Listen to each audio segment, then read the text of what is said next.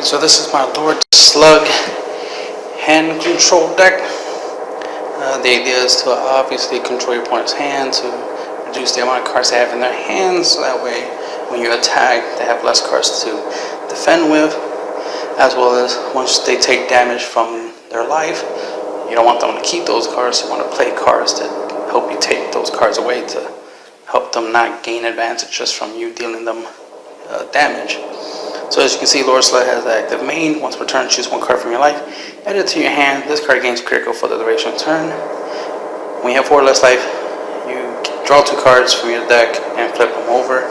So you can see he can self-awaken himself, as well as that critical comes in handy, because you will combine that with E Supreme Kai's ability of giving double strike plus 10k combo is always good. You can also use Furthering Destruction Champa to give your Lord Slug double strike, so it's double strike with crit. So instead of them adding 2 cards to the hand, they'll send those 2 to the graveyard instead, to the discard drop area. When he's awakened, when this card attacks, draw a card. That's always good. Hand advantage. Active main. Once per turn, place 1 card from your hand into the drop area. Your opponent chooses 1 card from their hand and places it into the drop area. So it's further hand control. And the fact that when he attacks you draw, you can use the card you drew for his active main ability. Discard that card and make your opponent discard a card. So that's always good to have that. So there's that strategy. Pretty self-explanatory on that. Alright. So we have Android 15 saying hi. When you play him, your opponent discards a card from their hand to the drop area. So that's the idea. The theme is to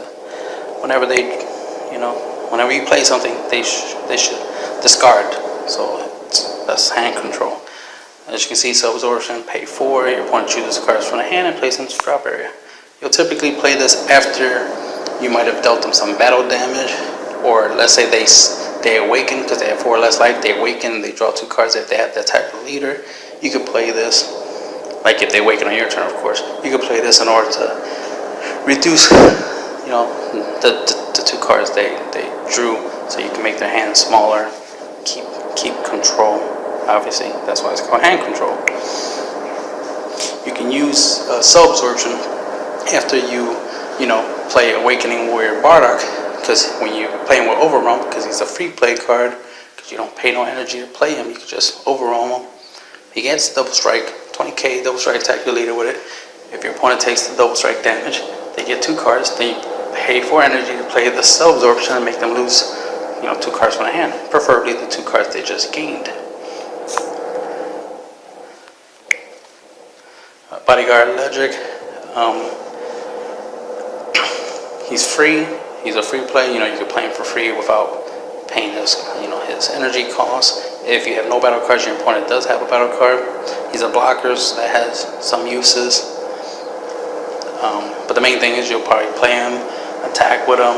You can have your leader plus Bodyguard Electric, plus have another battle card, plus have Awakened Bardock, and right there you have 4 attackers you could attack your opponent with. And with double strike, you can deal a lot of damage in a single turn. You could deal about 6 or more damage in a single turn. So it has some OTK potential. The fact that you can play Bodyguard Electric for free and then use one of your energy to play a Destructive Champa or Kai in order to give them double strike. It's always a good play. And you'll still have energy left over to play your negates and your counterplay cards. And he's a free blocker, so can't argue with that. You can use him as a free blocker. Duel, as you can see, he's a 3-drop, 15k with critical. That's the main reason he's in here, because he has crit, he's green, he's an Android 18. She also has 15k crit, so you use Destructive Champa or Kai to give them double strike, and you can make sure your opponent doesn't benefit from you dealing them double strike damage. Energy Power Gold Tanks. When this card attacks a leader card, your opponent chooses 1 card from the hand, plays in the drop area. So making their hand smaller before you deal damage, and then you can double strike with them, attack with them. Your opponent discards a card. If they don't negate, you combo,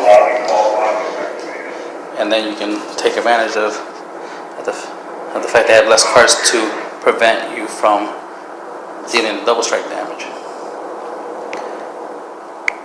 We have Hidden Power of the Saiyans, counterplay. If your leader card is green, your opponent plays a battle card, you can play this card and make it where they send that battle card to the drop area instead of playing the card. Or if they want to play the battle card, they can discard 2 cards from their hands in order to prevent this effect to resolve of making them send the battle card to the drop area, which is great. So you either have field control or you have hand control. So it's a pretty cheap 2-card hand control card basically. More like your opponent wants that battle card, so they might give up 2 cards to have that battle card, especially if it's supposed to be their finisher or something.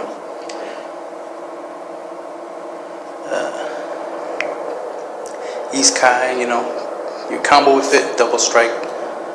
Obviously, Destructive Champa, combo with it, you get double strike.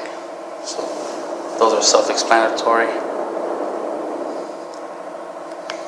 We have Unfeeling Destroyer Android 15. He's a 4-drop 20k. You play him, your opponent discards a card from their hand. If that card is a battle card with energy cost 4 or more, you can draw a card. So they lose a card, you gain a card. So yeah, I like that. Wrathful Charge, counterattack. So here's your negate for defending yourself. You can negate an attack. Plus you can choose one of your battle cards and place it to the drop area. If you do, your opponent chooses 1 card from the hand, place it into the drop area. More hand control, plus be able to defend yourself. Here's another free play card, because you use Overwhelm to play it. By having 3 or more cards in the drop area. When you play this card using Overwhelm, your opponent chooses 1 card from the hand, place it in the drop area. So it's a free attacker, as well as your opponent loses a card. So you can play your Android 15 3-drop to make them discard a card, then Overwhelm Mirror, right, and make them discard another card. So they just lost 2 cards, and then you can attack with Mirror and Android 15, which, since none of them have crit, your opponent will draw, will get 2 cards from their life if you're attacking them later. But at least they won't have 4 cards, you know what I mean? But the main thing is you want to deal damage, you want to reduce the life points to 0. That's always going to be the ultimate goal of any deck, is to reduce your opponent down to 0 cards. But being able to hit them and then take away stuff is important. You want to make sure they have less cards in their hands to play against you.